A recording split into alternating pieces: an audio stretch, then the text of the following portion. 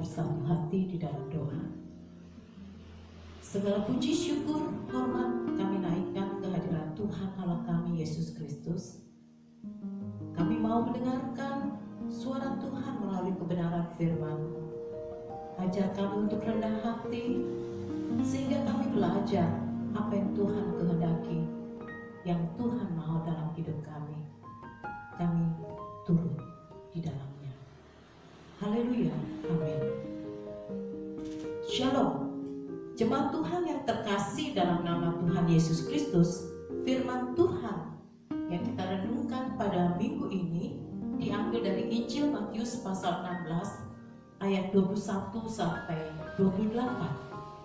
Tema kita adalah syarat-syarat mengikut Yesus. Kalau di dalam dunia pekerjaan, menjadi seorang pekerja entah pegawai negeri atau swasta, pasti ada persyaratannya.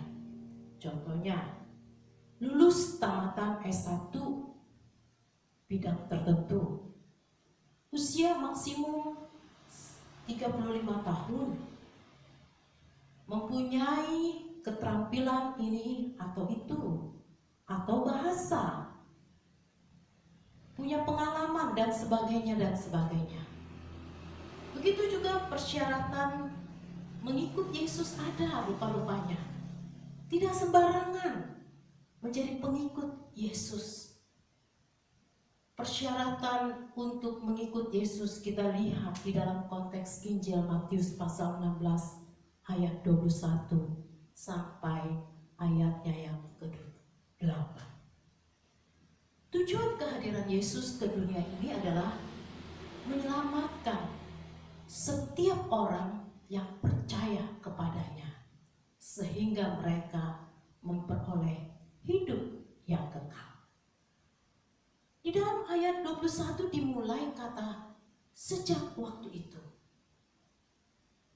Maksudnya sejak pengakuan Petrus yang sudah memiliki pengenalan akan diri Yesus sebagai Mesias anak Allah yang hidup. Maka Yesus menyatakan kepada mereka bahwa ia harus pergi ke Yerusalem untuk menyempurnakan tugas dan misinya sebagai Mesias. Inilah kali pertama Yesus dengan jelas mengungkapkan tentang penderitaan yang akan dihadapinya serta syarat-syarat mengikut Dia. Jemaat Tuhan yang terkasih di dalam nama Tuhan Yesus Kristus, mengikut Yesus dalam konsep pemikiran Petrus akan menenangkan Yesus, dan Yesus mengubah pikirannya untuk tidak pergi ke Yerusalem. Namun respon Yesus terhadap Petrus adalah, "Nyala iblis, engkau suatu batu sandungan bagiku, sebab engkau bukan memikirkan apa yang dipikirkan Allah, melainkan apa yang dipikirkan manusia."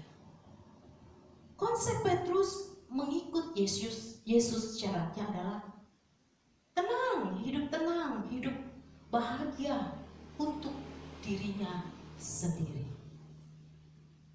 Namun ternyata berbeda dengan Yesus. 3 syarat utama yang harus dilakukan bagi orang percaya, bagi pengikut Yesus, bagi murid Yesus. Yang pertama adalah menyangkal diri. Menyangkal diri berarti mengosongkan diri. Tidak ada nilainya apa-apa di hadapan Tuhan dan sesama. Kita menanggalkan keegoisan kita dan kita mau menyerahkan sepenuhnya kepada Tuhan Yesus.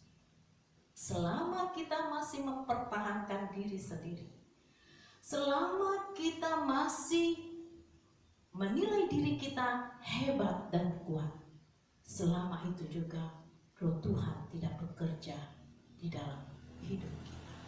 Dan kita dikatakan, murid-murid dikatakan, itu berarti mereka tidak menyangkal dirinya sendiri. Karena apa? Yang terutama utama dalam hidup kita adalah Yesus, bukan diri kita. Jangan kita mencuri kemuliaan Tuhan karena kita punya apa yang ada dalam diri kita. Kita ingin dinilai dari sisi diri kita sendiri, tetapi kita sebenarnya tidak ada apa-apanya di hadapan Tuhan dan sesama. Dan kemudian persyaratan mengikut Yesus adalah memikul salib. Sering kita berpikir membawa salib kemana-mana, meletakkan salib di dada kita menggunakan kalung, atau diletakkan salib ini di dinding. Itu berarti kita memikul salib. Bukan yang Tuhan kehendaki. Bukan sebuah hal yang nampak secara fisik salib itu, tetapi justru salib itu melambangkan beban berat yang harus ditanggung dan dipikul oleh pengikut Kristus. Penderitaan ini bisa dilihat dari 1 Petrus 2 ayat 21. Kematian, Kisah 10 ayat 39. Kehinaan, Ibrani 12 ayat 2. Cemoohan, Matius 27 ayat 39. Penolakan, 1 Petrus 2 ayat 4.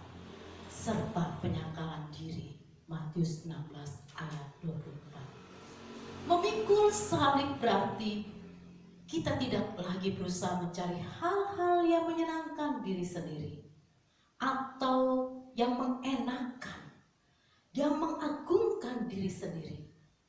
Tetapi sebaliknya, kita akan mencari hal-hal yang menyenangkan hati Tuhan dimanapun dan kemanapun kita berada. Salib bukanlah sumber yang memiliki pegangan untuk memudahkan kita untuk membawanya, atau benda lain yang memiliki gagang yang bisa dipegang. Salib hanya bisa dibawa dengan dipikul seperti Yesus praktekkan saat menjalankan hukuman mati, yaitu di kayu salib.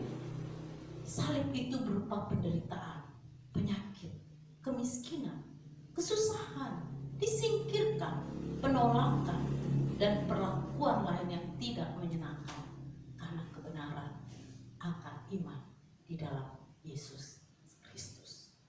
Kemudian syarat mengikut Yesus adalah mengikut Dia. Kita tidak bisa mengikut dua tuan.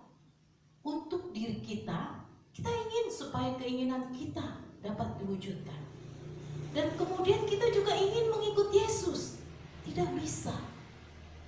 Mengikut Yesus, teladan yang Yesus tunjukkan adalah Dia tidak hanya mengajar pengikutnya untuk melakukan apa yang benar dengan kata-katanya, namun lebih dulu melakukannya. Untuk itulah Yesus mengajar. Setiap pengikutnya mau belajar di jalur yang ditetapkannya. Ketika Dia mengatakan agar orang percaya menyangkal diri, maka Dia lebih dahulu melakukannya. Ketika Dia mengatakan agar orang percaya memikul salib, maka Dia terlebih dahulu memikul penderitaan akan dosa-dosa kita, memikul salib bahkan sampai mati. Jemaat Tuhan yang terkasih dalam nama Tuhan Yesus Kristus.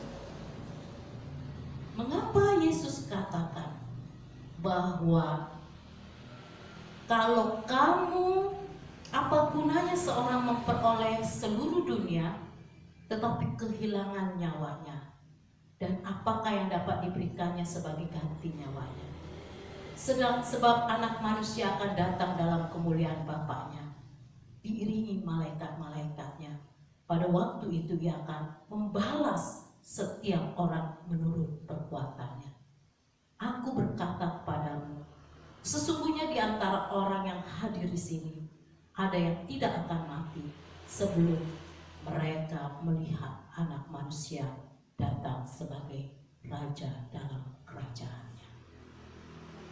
Jemaat Tuhan yang terkasih di dalam nama Tuhan Yesus Kristus, Yesus mengajarkan 3 syarat itu dalam hidup kita. Jikalau kita mau menjadi pengikutnya atau muridnya. Dan ketika kita siap untuk mengalami proses 3 persyaratan itu, yaitu menyangkal diri, berarti membuang kesombongan, keegoisan kita. Kemudian memikul salib, berarti kita total menyerahkan hidup kita kepada Tuhan, dan kita belajar untuk rendah hati.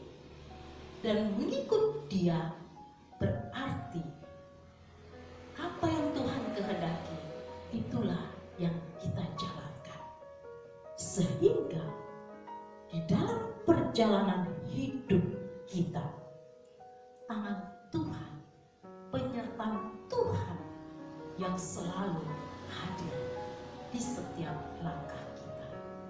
Sehingga penderitaan, kesulitan, tantangan, rintangan, Allah turut bekerja mendatangkan kebaikan, kemuliaan dan hormat bagi Tuhan. Dan kita sudah menginvestasikan hidup kekal, keselamatan abadi di dalam Yesus. Amin. Mari kita berdoa. Tuhan Yesus, kami belajar mengikuti persyaratan-persyaratan yang secara dunia kami tidak sanggup. Tetapi rupa-rupanya Tuhan akan menolong, Tuhan akan hadir, Tuhan selalu beserta kami mengikut Engkau Tuhan, yaitu menyangkal diri kami, memikul salib, dan kami siap mengikut Engkau. Tidak ada cara lain menjadi murid Tuhan kalau kami masih mempertahankan diri kami, keinginan kami, kekuatan kami, dan kemauan kami. Dalam nama Yesus kami